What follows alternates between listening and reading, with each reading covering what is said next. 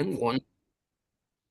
Hey guys, it's Kate, and welcome to another Autism Digest interview. Where today we're talking with a legend.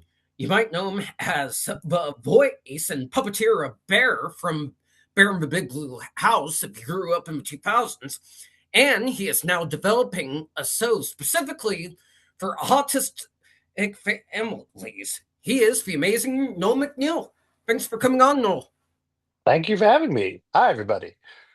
All right. I think if a lot of people grew up in the 2000s, they definitely grew up on Bear in the Big Blue House. But for those that may not know you, do you mind telling us a bit of your story in your own words? Yeah, I've been a puppeteer for a very long time. Basically, when I was growing up, there were more puppet shows on TV, like Mr. Rogers and Captain Kangaroo and Sherry Lewis. And Paul Winchell was a ventriloquist, and he had a show with his dummies, Jerry Mahoney and Knucklehead Smith. Paul Winchell then went on to become a voice actor for many cartoons, including the original voice of Tigger for the Disney Winnie the Pooh series. And he also invented the artificial heart. So puppetry can save lives. But when I was a kid, I remember there was this show hosted by these two puppets, the kind I had never seen before.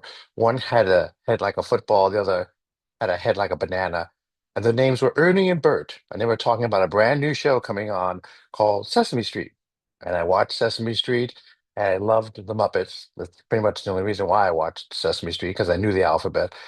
And when I had to start thinking about college in the 70s, uh, that's when the Muppet Show was happening. And I thought, well, if this guy, Jim Henson, and these people can do it, maybe I could do it too. So back then, there was no internet. So I had to do research the old-fashioned way. I went to the library, which is like Barnes and Noble, but it's free. And I found two colleges. And of those two, I got to go to Pratt Institute in Brooklyn, New York. And at that time, there was a theater department. And within that department was a puppetry course taught by the man who built Big Bird and Snuffy for Sesame Street, named Kermit Love. And no, the frog was not named after him. It's just a freaky coincidence. And I worked with him during the summer at his shop, feathering big birds. That was my summer job. And then just before senior year, his assistant on Sesame Street quit and he offered me the job and I took it. And that's how I started my career in puppetry on Sesame Street. First as the wrangler who takes care of the puppets and preps them for camera, then as a background puppeteer for the series, and now I'm a director for Sesame Street. Oh, I didn't know you directed. I knew you Yeah, worked on Sesame's. Has you learn something new every? Hey, yeah. which leads beautifully into my next question. There was always one bit in Bear in the Big Blue House, specifically the smelling bit that was specifically designed for neurodivergent audiences. Do you mind telling us a bit about why smelling of all things was the priority in that bit? Well, Bear was created by Mitchell Kriegman, who was also responsible for the '90s series Clarissa Explains It All. And so when Muppets hired him to help develop a kid show, he went through the files and he found that there was like, several ideas. And one of them included a bear that had a house. And at that time, in this description, the house was sentient, so the house could talk back. But Mitchell grabbed onto this idea and then developed it more with the characters, and realized that Bear is a bear, and so he would like sniff things. Um, how I added my little touch was when I was asked to audition for it. As soon as I walked in, they told me use your own voice, and I was like, "What? But we're the Muppets. We don't do that." But for two reasons. One, all day long they had heard people do Muppety voices like, "Hi, I'm a bear," or "Hi, I'm a big old bear," and they didn't want that because two, this show was designed for caregivers and their kids to watch together, and since Bear was the adult figure for these little kid characters, they wanted his voice to be fairly normal, even comforting and soothing. So at that time, when I would visit friends, I had what I called, before I had my own family, my Uncle Noel mode, which was my voice slightly higher and just a little pitched up, but mostly the attitude of whatever you want to do, I'm in. And so I got inside Bear, which didn't have the fur, just had the netting and the boning so I could see through and I could see the camera and the monitor to perform to. And it felt really great. And that's when I realized, no, it is Friday. It is 4:45. They have picked out who they want. They're just making sure they pick the right person. So I just said, screw it. I'm just going to have fun anyway. And I did. I ran around, used the whole space. And when it came time in the script for Bear to realize what he was smelling was the viewer at home, that's when I decided to take his nose, jam it into the camera, and pull it out with the response, "It's you." And then jam it back in again and pull it out. And that was it. I thanked them. They thanked me. And I totally forgot about it. And then the following Monday, just before 6 o'clock, that's when the Jim Henson Company called and offered me the part of Bear. So jamming his nose into the camera, that was my low touch. And it was a good one, and it's still a classic to this day. I didn't realize the relevance between the smelling and the neurodivergent audiences until I saw one interview you did where you talked about how I think it was a mother of an autistic child said that part was his favorite. Yeah, actually, just this past recently, I was in Central Florida for Central Florida Con, a Comic Con of pop culture, and I was there. And this one family came, and this one young man who was autistic, and he and I were talking, and the mom said that for the longest time he was nonverbal as a baby and a toddler until he watched Bear and reacted to Bear's tone and the sniffing. And during his therapy session, to get him encouraging to talk, his first word, the therapist said, "I think he's trying to say the word bear." And that's how he started like talking.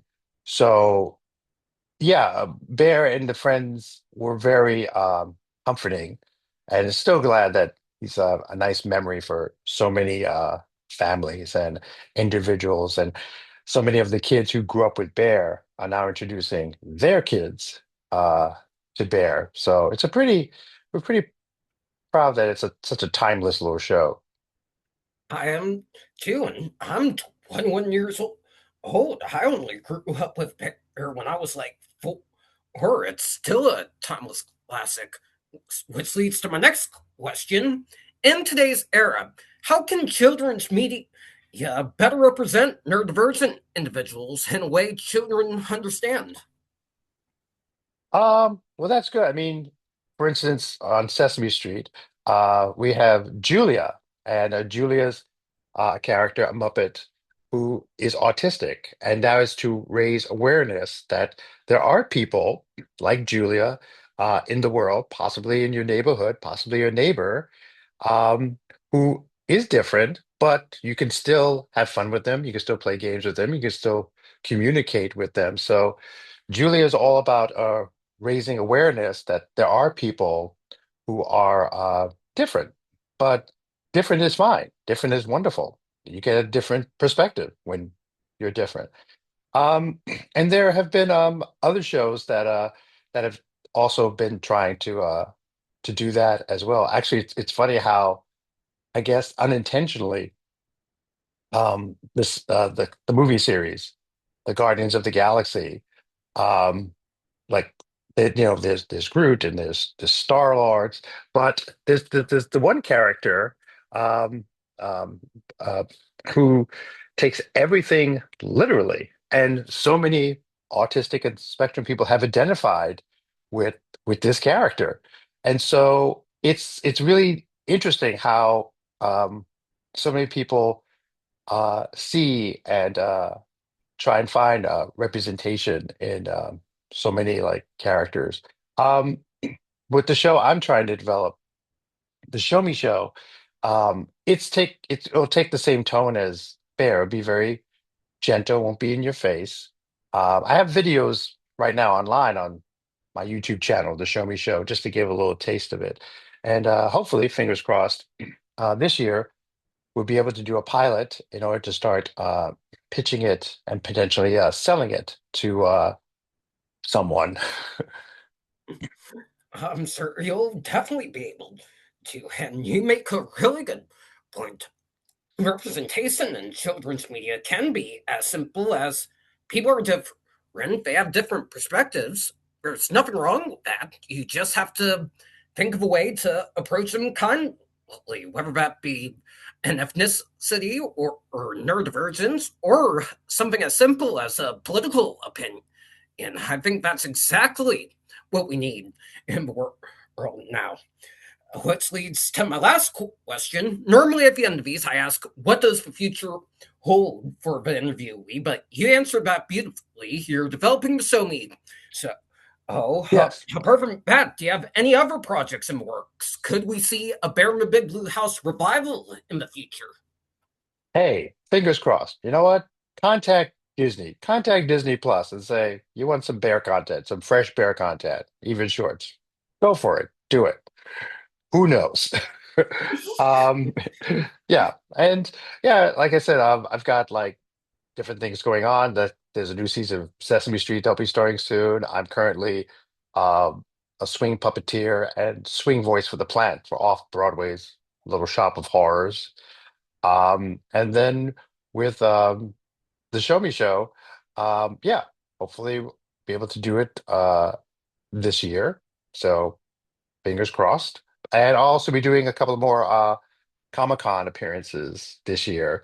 Like at the end of this year, December right now, I'm scheduled to be at Cajun Con and just outside of Baton Rouge, Louisiana. So between now and then, hopefully there'll be other cons coming up in the near future.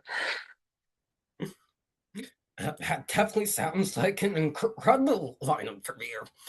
Anyways, that's going to do it for this interview, guys. Thank you so much to Noel for coming on and sharing his perspectives. If you guys want to see more amazing interviews, be sure to like, comment, and subscribe to the Autism Digest channel. Be on the lookout for our next issue that comes out actually in a week. You can get that by going to autismdigest.com and stay tuned for the audio file of this interview to be posted on our Spotify. Thank you so much for watching, and we'll see you in the next one.